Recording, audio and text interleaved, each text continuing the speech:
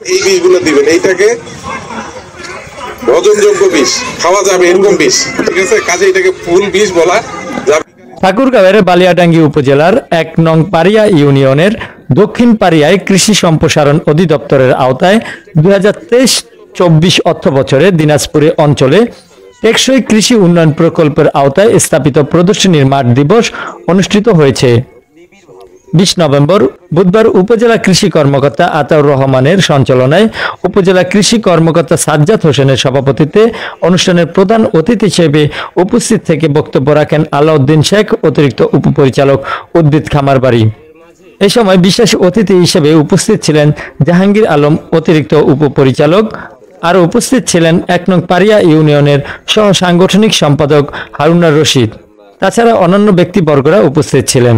বিশেষ করে গুরুত্বপূর্ণ হলো যে উদ্দেশ্যে আপনাদের এখানে আমাদের ডাকা, যে গ্রীষ্মকালীন